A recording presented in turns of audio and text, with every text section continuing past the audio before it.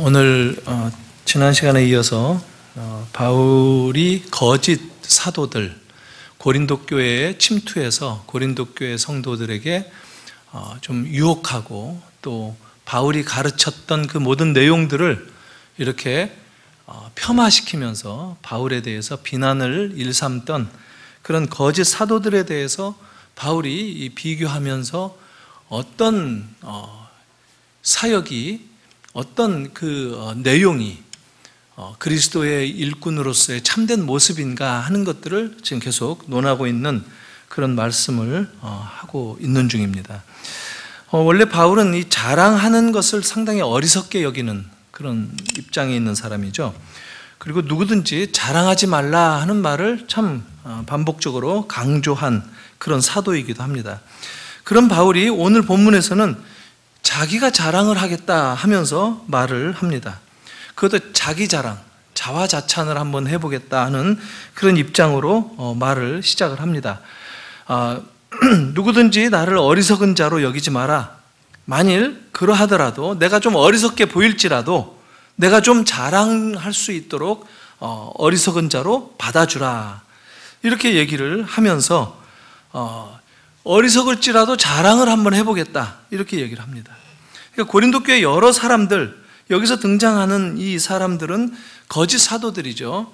그런 사람들은 육신을 따라서 자랑을 일삼는 사람들인데 그들의 그 논지에 따라서 자기도, 지금 바울도 그렇게 한번 육신을 따라서 자랑을 해보겠다 이런 얘기입니다. 실제로 이 고린도 후서의 11장, 12장은 우리 시각으로 본다면 고난의 카탈로그, 바울이 사도로서 경험했었던 여러 다양한 고난들, 그 고난의 목록을 이렇게 열거하는 고난의 카탈로그다 이렇게 얘기하기도 하는데, 지금 또 어떤 사람들은 이 11장, 12장을 가리켜서 바보 연설이다 이렇게 얘기합니다. 바울이 스스로 바보가 되어서 연설을 하고 있는 그런 편지 내용이다 이렇게 주장하기도 합니다. 바울도 스스로 이런 자랑을 지금 어리석은 자랑이다라고 자기 스스로도 못 받고 얘기를 합니다. 16절, 17절도 그렇게 얘기하죠. 내가 말하는 것은 주를 따라 하는 말이 아니다. 그러니까 내가 지금 주님을 앞세워서 하는 말이 아니라 오직 어리석은 자들과 같이 기탄 없이 자랑하겠다.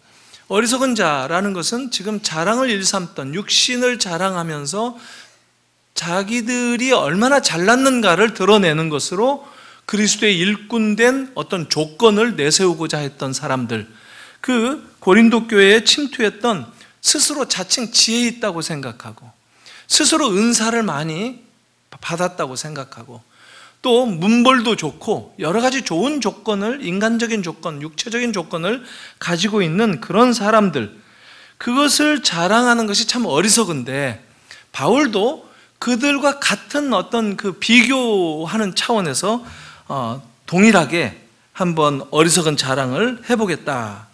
그렇게 해서라도 같이 어리석음에 처해 있는 그 상황을 객관적으로 한번 비춰보면서 그 양자, 이 둘 중에 어떻게 분별을 이렇게 만들어낼 수 있는가 하는 것을 좀 한번 확인을 해보겠다 이런 입장입니다. 사실 이 고린도 교회에 침투했던 거짓 교사들, 거짓 사도들이라고 하는 사람들은 19절, 20절에서 말하듯이 사실 이 고린도 사람들에게 오히려 좀 부정적인 결과를 만들어내는 사람들입니다.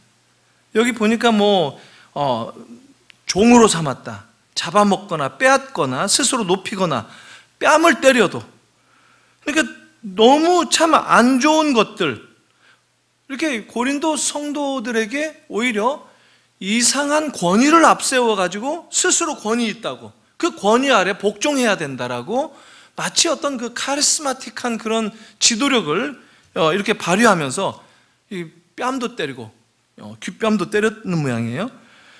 그렇게 하는 사람들은 오히려 너희가 잘 용납하고 받아들이는데, 나한테는 이 정말 제대로 된 사도인데, 바울 입장에서 볼 때 자기가 사도인데, 참 사도인데도 불구하고 진짜가 아닌 사도인 것처럼 대하다니 이게 참 어찌된 일이냐, 이것을 참 반문을 하면서 바울이 편지를 써 내려갑니다. 그러다 보니까 나도 할 수 없이 한번 담대하게 말을 좀 해보겠다, 이런 입장으로 지금 바울이 자랑을 제시를 하는 겁니다. 인간적으로 따져보면 저들만 내가 못하지 않다는 거예요. 내가 저들만 못해서 겸손하게 교회를 섬겼는 줄로 아느냐, 이런 뜻이 지금 숨겨 있는 거예요. 그렇게 겸손하게 섬긴 것, 그렇게 겉으로 드러난 이 권위나 이런 것들을 내세우지 않고 십자가만을 자랑했지, 지혜라든가 세상적인 어떤 이 레토릭, 수사법이라든가 이런 것들을 동원하지 않았던 그런 이유는 다 고린도 교회 성도들, 당신들을 위해서 그런 것이다 라고 하는 것이 바울의 입장입니다.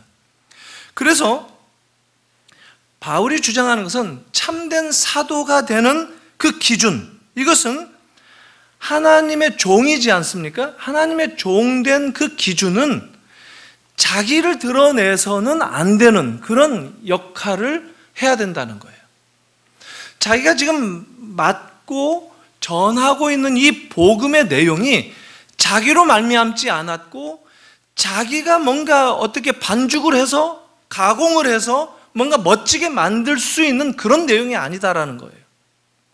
이것은 하나님께로부터 온 것이고 자기는 다만 맡은 자일 뿐이기 때문에 자기를 걸러서 그냥 전달이 되기만 하면 된다라고 하는 이런 역할을 맡는 것이 참된 사도의 증거라는 거예요. 근데 그 지금 거짓 사도들의 특징이 뭐냐면, 그 맡고 전달하는 그 복음보다도 그것을 전하는 자기들이 빛나고 자기들이 권위 있고 자기들이 드러나는 것을 원하는, 그게 지금 잘못됐다라고 바울이 구분을 짓고 있다 하는 겁니다.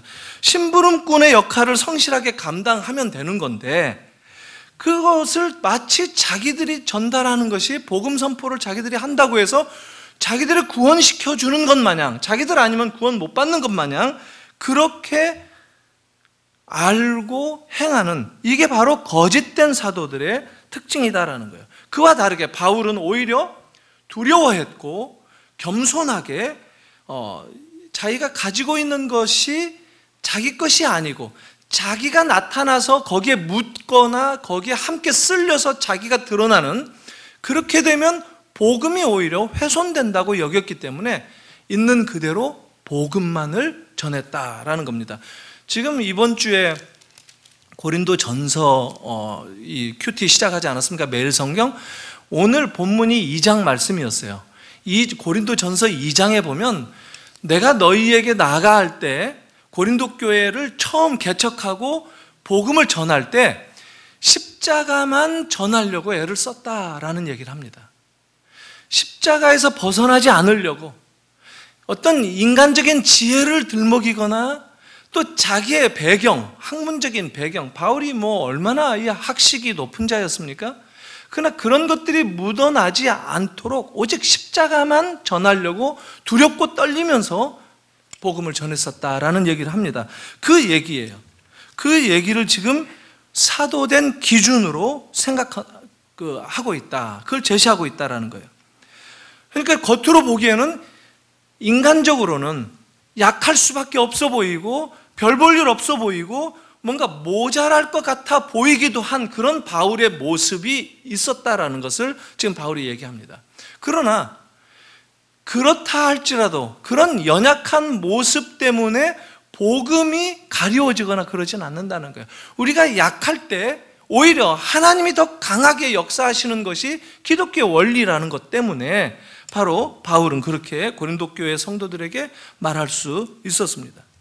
그런데 바울을 오히려 저 사람 실력 없는 사람 아니냐, 저 사람 참 허약하고 나약한데 다른 사람들은 정말 권위 있어 보이고 말도 잘하고 힘있게 전달하는데 저 바울은 뭐냐, 그리고 또 다니는 거 보면 늘 고생했다는 것밖에 안 들리는데 어디 지금 오늘 벌써 우리가 읽었지만 3번 태장으로 맞고, 그 앞에 24절에 나오죠. 40에서 하나 감한 매를 5번 맞았다. 39대가 이 태형으로서 가장 중한 태형입니다. 왜냐하면 40이 완전수인데 원래 유대 세계가 그렇죠. 40 하면 40일 금식, 이게 거기서 나온 건데 40을 완전수로 봤는데, 이게 무슨 얘기냐면 40대를 패면, 이게 엎어놓고 그냥 패는 건데, 태장을 40대를 패면 죽는다라고 여겼어요. 그래서 거의 죽도록, 죽지 않는 아슬아슬한 그 경계까지 때린다고 해서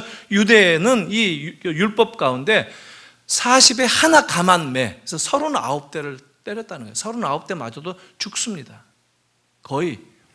바울이 그렇게 그냥 의식을 잃고 쓰러졌을 때 사람들이 들것에 실어서 저 그 성 밖에다가 버리듯이 버려놓으면 다시 꿈틀꿈틀거리고 일어나서 자기 가던 길을 가고 했던 그런 바울인데, 지금 오늘 보니까 놀라운 것은 그 40에 하나 감한 매를 5번 맞았다고 해요.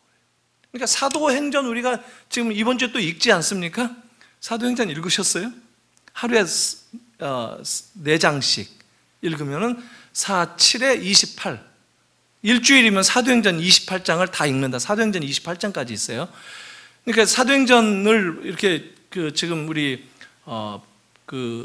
추수감사 주일까지 읽기로 지금 하고 있는데, 이렇게 2주 동안에 읽는다. 그러니까 사도행전을 이독하는 거예요. 우리 성도들이. 안 읽으신 것 같은 표정이 보입니다. 배 집사님은 좀 입술을 다무는 걸 보니까 나는 읽었다 이런 표정 같기도 하고, 어떻게 마음을 알겠어요. 근데 이 사도행전에 보면 바울 행전이라고도 하잖아요. 바울이 사도행전에서 1차 선교여행, 2차 선교여행, 3차로 선교여행을 가다가 로마까지 가서 로마에서 그냥 삶을 살다가 사도행전 28장이 끝나는데, 그 사도행전은 어디에서도 물론 매 맞고 하는 것들이 나오는데 40에 하나 감한 39대 태형을 받았던 그 장면은 나오지 않아요. 그러니까 사도행전에 바울 이야기를 다 담아놨다고도 할 수 있는데, 사도행전에 나오지 않는 그 엄청난 고난이 바울에게 있었다라는 거예요. 그러니까 사람들이 보기에는 고난받는 거를 모든 사람들이 싫어하기도 하지만, 고난받는 사도, 이것은 어울리지 않는다는 거예요. 능력을 행하고 기적을 행하는 사도, 이게 어울린다는 거예요. 그러니까 세상 사람들은 그런 그 기준에 의해서 사도의 그 참된 이 자격을 따지다 보니까 바울은 항상 거기에서 밀려나게 되고, 저 사람은 오히려 참 뭔가 문제가 있는 사람 아니냐. 하나님이 저 사람이 그 과거를 보면 과거 전력도 아주 참 이 그리스도인들을 잡아 패고 죽이고 하던 그런 사람인데, 그래서 저 인과응보를 받는 게 아니냐, 뭐 별스러운 생각을 다 했겠죠. 소문도 냈어요. 저 사람은 사도도 아니래. 안디옥에서 그냥 파송 보냈던 그냥 지방교회의 선교사지, 사도들은 다 예루살렘에서 보내줘야 된다.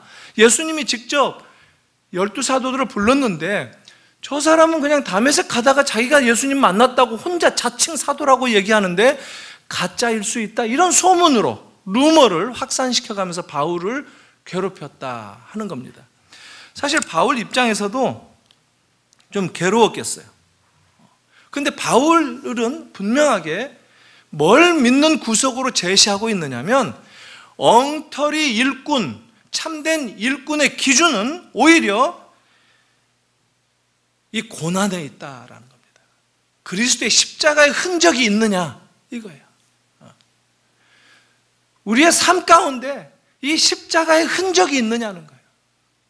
이 십자가의 흔적이라는 것은 뭐냐면 도장 찍는, 스티그마라는 것은 왜 짐승들 그 도살장에서 잡으면 이게 어디 출신이다 하고 검 해가지고 꽉 찍어주는 도장 있잖아요.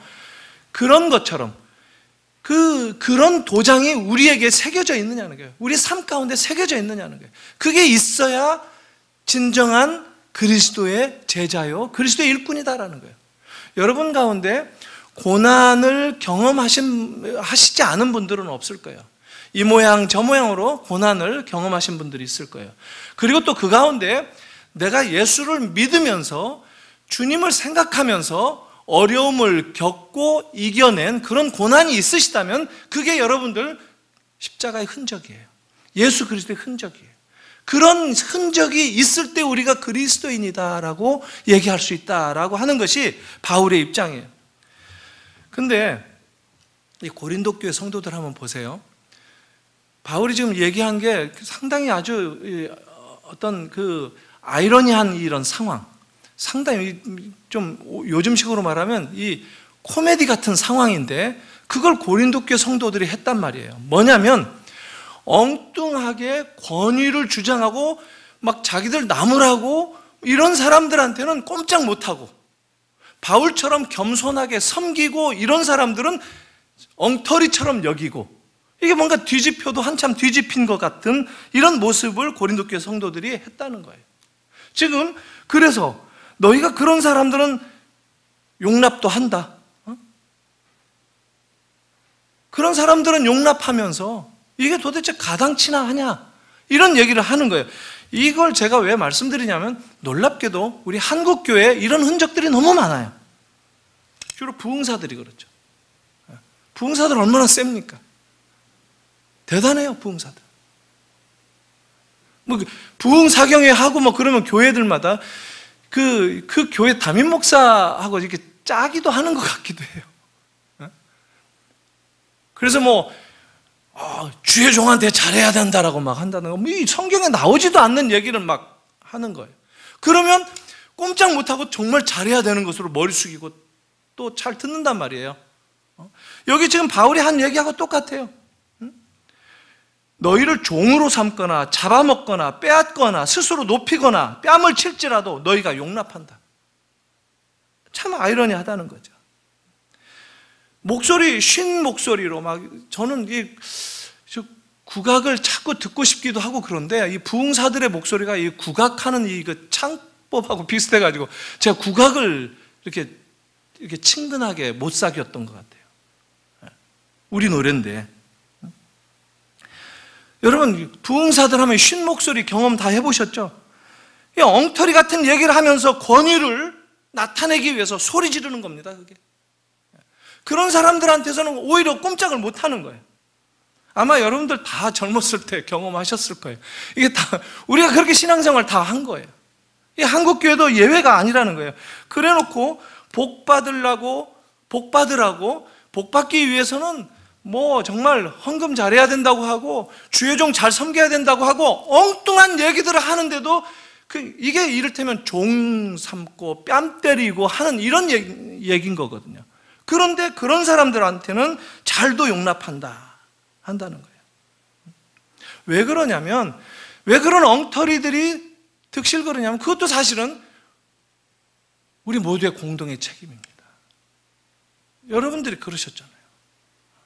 머리 좋고 훌륭한 사람들은 다 여러분들의 자녀들, 뭐 우리 한국교회죠, 우리 한국교회 전체 다 명문대 보냈잖아요. 공부 못하고 머리 나쁘면 신학교 보내고. 그러니까 수준이 좋을 수가 없는 거예요. 그런 사람들이 성경을 가르치고 하니까 이게 우리가 공동 책임인 거예요, 사실은. 그리고 그런 면에 있어서 어느 한쪽의 문제다라고 말할 수가 없을 만큼 엉켜져 있는 게 교회의 현실이 된 거란 말이죠. 근데 사도 바울은 고린도 교회를 세우면서 성도들에게 어떻게 대했느냐면 그 어떤 것보다도 복음을 앞세웠다라고 얘기를 해요. 자기가 인정받는 것보다도 내가 권위 있다, 주의 종한테 잘하라, 이런 얘기 하지 않고 자기는 납작 엎드리더라도 복음이 훼손되지 않도록, 복음 앞에서 십자가의 그 원리가 비방받지 않도록 하기 위해서 성도들에게 조심스럽게 대했다, 정말 두렵고 떨림으로 대했다라고 얘기를 합니다. 그런데 이 엉터리 고린도 교회 교인들은 바울을 만만하게 봤다는 거예요. 오히려 자기 주장을 스스로 강렬하게 막 하는 이런 사람들, 그런 거짓된 사람들한테는 머리 숙이고, 그런 사람들은 오히려 용납하고 그리고 열심히 따르고 그게 힘이고 그게 권위고 그게 카리스마다라고 생각하고 따라갔고, 그렇지 않은 사람들은 만만하게 봤다라는 거예요. 바울을 그렇게 대했다라고 하는 겁니다. 또 그 가운데 실력이 없는 이런 바울이나 하니까 이렇게 우리에게 정말 우리의 이 그 신앙을 돌아보고 점검하라는 이런 멋진 글을 남겨주었지, 많은 사람들이 아마 그럴 거예요. 그렇게 하다 보면 자존심이 상해가지고 내가 열심히 하려고 하고 겸손하게 하려고 그러는데 사람을 뭘로 알아? 이러면서 또 삐져가지고 그러는 사람들도 있지 않겠어요? 한다고 열심히 겸손하게 하는데 안 알아주고 그러면 사람을 뭐 바보로 알아? 이렇게 간단 말이에요. 이 자존심도 아주 잘못된 겁니다. 여러분, 우리 자존심 없는 사람 없죠? 뭐 존심에 산다 이런 얘기들 많이 하는데, 자존심은 사실 우리 이 본성입니다. 본성. 나쁜 거예요. 여러분, 자존심을 가지지 말고 자존감을 가져야 됩니다. 자존감. 우리 자존감이 있어요. 내가 참 귀한 존재다라는 거, 이것을 아는 것은 굉장히 중요합니다. 하나님께서 나를 불러주셨고 하나님이 나를 이런 것들을 맡겨주셔서 교회를 책임지도록 교회로 부르셨다라고 하는 그 부르심 가운데 나를 비춰보는 것, 이것은 자존감이에요. 내가 정말 아주 존귀하구나, 하나님께서 나를 정말 자녀로 삼아주셨구나 하는 이런 자긍심이 있는 것, 이것을 우리가 갖는 것은 필요한데, 자존심은 정말 아무것도 아닙니다. 그것은 나를 건드리면, 나를 밟으면 꿈틀대는 그런 나의 본성, 죄악된 본성이 자존심이에요.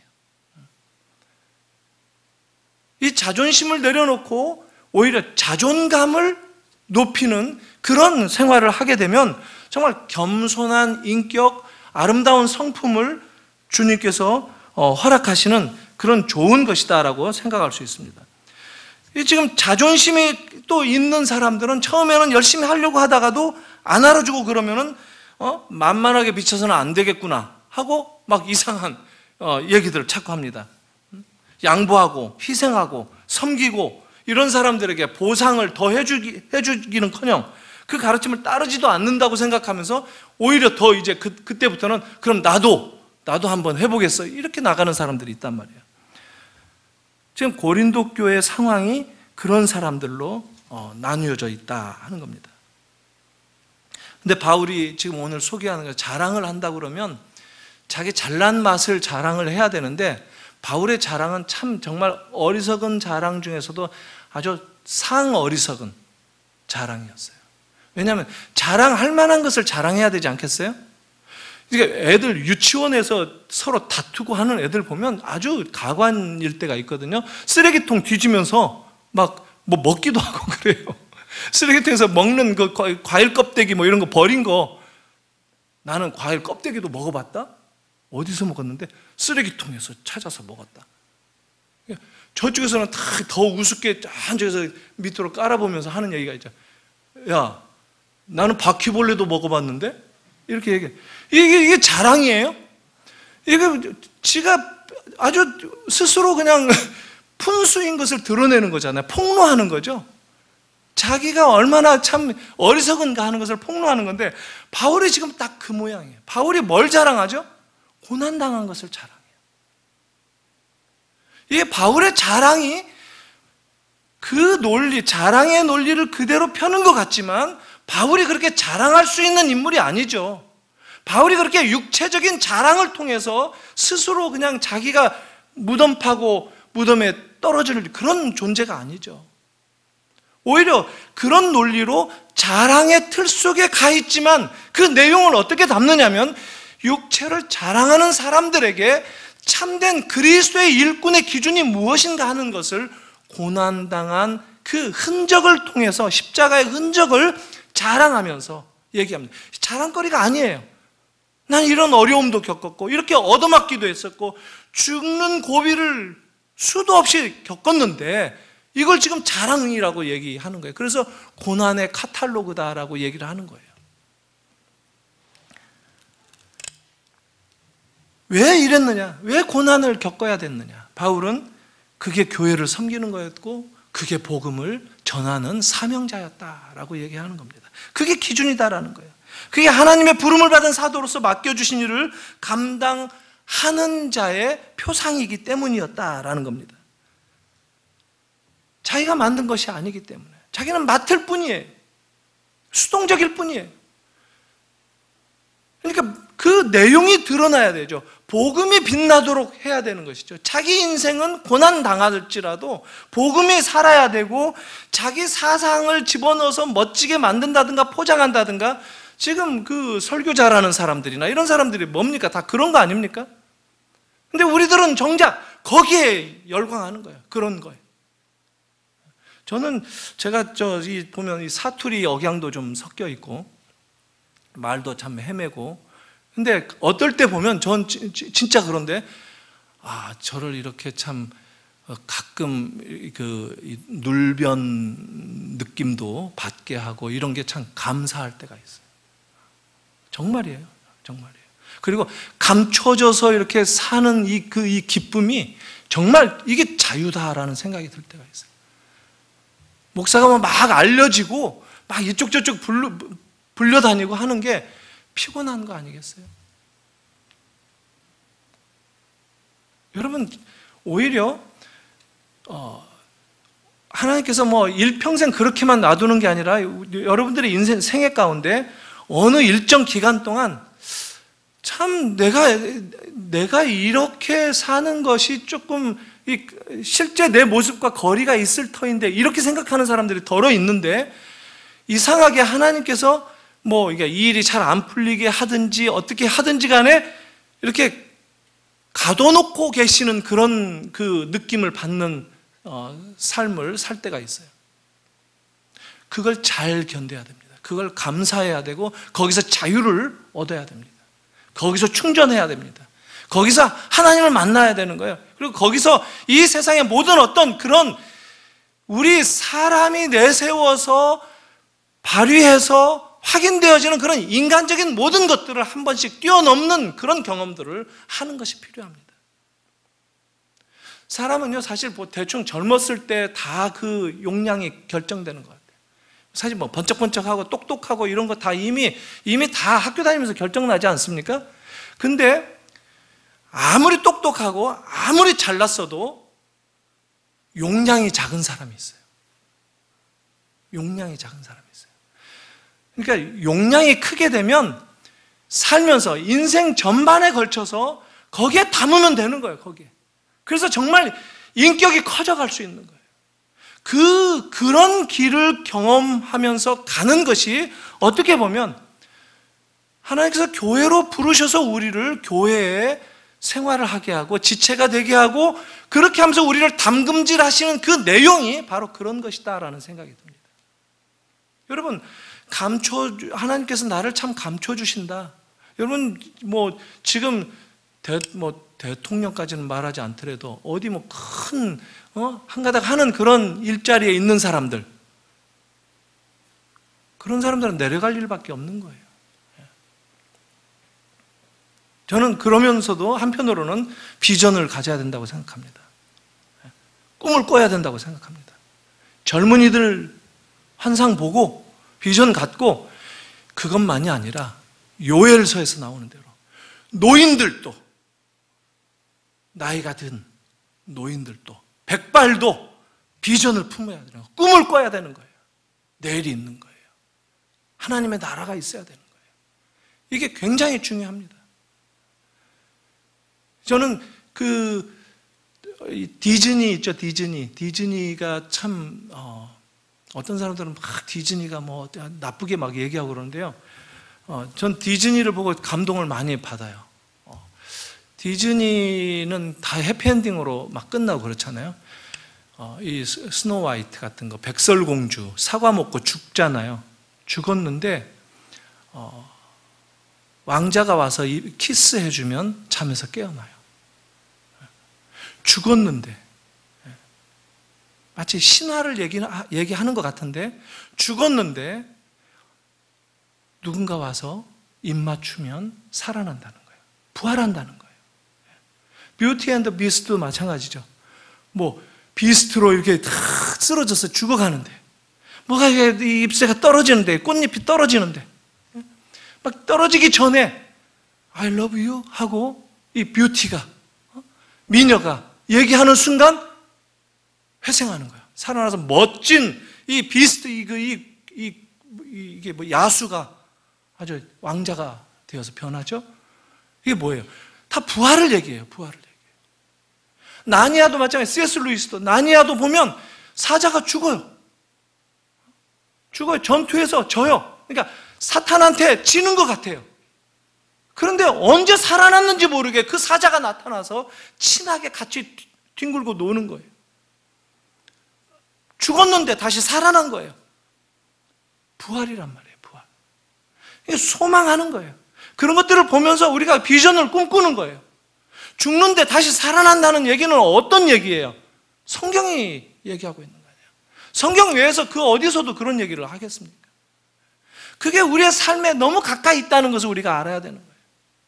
그래서 아이들도 그런 것들을 그냥 뭐 동화의 이야기로만 그치는 것이 아니라 그게 성경과 맞물려 가지고 실제 하는 이야기다라고 하는 것을 우리가 가르치고 하는 것들이 매우 중요합니다. 비전이 있는 게 중요해요. 비전을 품는 것 중요해요. 꿈을 가지는 게 중요해요. 복음은 그런 거예요. 복음은.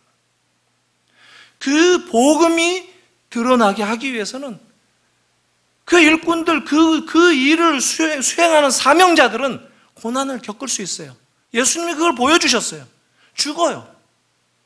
그러나 그게 끝이 아니라는 거예요. 다시 살아난다는 겁니다. 그리스도의 일꾼들도 마찬가지입니다. 고난을 받아요. 힘들고 어려움을 겪고 넘어지기도 하고 이 세상에서는 알아주지도 않고 그러나 다시 일어납니다. 그리스도의 부활에 함께 접붙임을 받고 다시 화려하게 일어납니다. 그런 걸 꿈꿔야 돼요.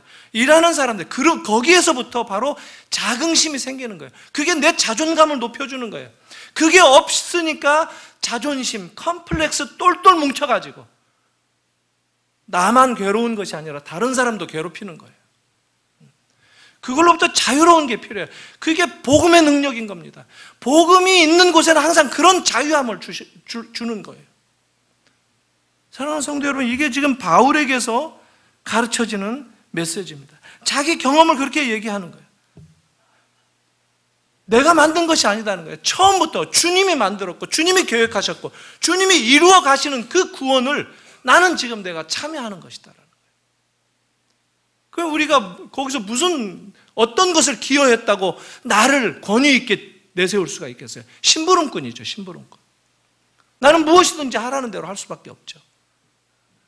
그러나 그 주님이 드러나고 그 주님이 우리의 삶 가운데 개입하시고 우리의 삶을 변화시켜 주시고 우리의 삶 가운데 그 주님이 함께 하신다는 그런 것들을 경험시켜 줄 때 우리의 삶이 놀랍게 변한다는 거예요. 이게 마치 코페르니쿠스가 천동설을 믿던 그 중세의 이 우주관을 지동설로 바꾼 거와 비슷하지 않습니까? 우리의 신앙적인 시각도 그렇게 바꿀 필요가 있어요. 이게 바꿔지지 않기 때문에 성경이 풀어지지 않는 겁니다. 이게 바뀌어지지 않기 때문에 이상한 권위주의가 득세하게 되고 뭔가 해석되지 않고 뭔가 저건 고쳐야 되는데 어떻게 고칠 힘도 없고 그냥 주저앉는 그런 패배주의에 빠지게 되는 겁니다. 그리스도의 십자가는 희생이고 당신 스스로의 모든 생명을 내어주시는 그런 사건이었지만 그것은 패배주의로 연결되지 않아요. 십자가는 오히려 면류관, 승리로 연결된다는 거예요. 이 십자가가 있기 때문에 바울은 담대하게 그리고 또 겸손하게 자기 가야 할 길을 묵묵하게 갈 수 있었습니다. 이 십자가가 여러분들에게 새겨지기를 바랍니다. 여러분들의 인생 가운데서도 이 담대함이 있기를 바랍니다. 이것으로 생활을 여러분들의 모든 분야 여러분들이 경험하는 모든 삶의 국면들을 이 십자가의 투영을 빛을 쏘여서 해석해내고 거기에서 힘을 얻고 담대하게 나아갈 때 여러분들 누가 여러분들을 방해하겠습니까? 우리 한국교회 사실 한국교회만이 아니라 지난 2000년 동안 교회는 지금 바울이 얘기한 이런 것들을 경험합니다. 늘 이거에 교회 역사에서 반복해서 일어나고 있었죠.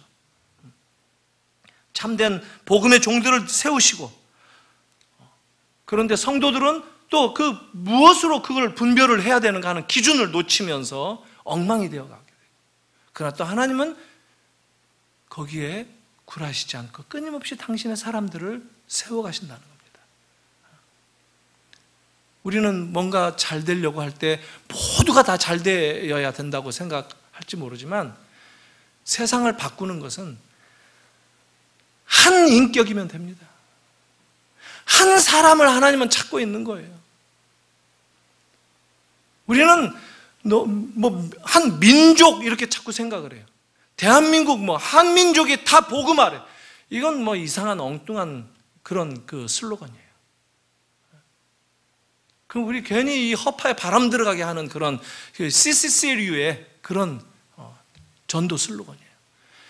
인격적으로 접근하고 내가 주님을 만나는 것, 주님이 나를 찾아오시고 내 인생 가운데 찾아오셔서 나와 동행하시기를 원하시는 그 주님을 내가 만나느냐 마느냐 하는 그것으로 내 삶이 변화받는 것, 그것은 바로 복음의 능력입니다. 이 복음 앞에 새로운 다시 또 십자가를 붙잡고 살아갈 수 있는 힘이 생기는 거예요. 이 힘이 어떤 상황에 있든지 간에 그 사람의 어떤 능력이 필요하고 어떤 상황을 해결해야 되고 하는 그런 문제의 차이를 떠나서 하나님이 역사하는 능력인 것을 믿으시기를 바랍니다. 같이 기도하겠습니다.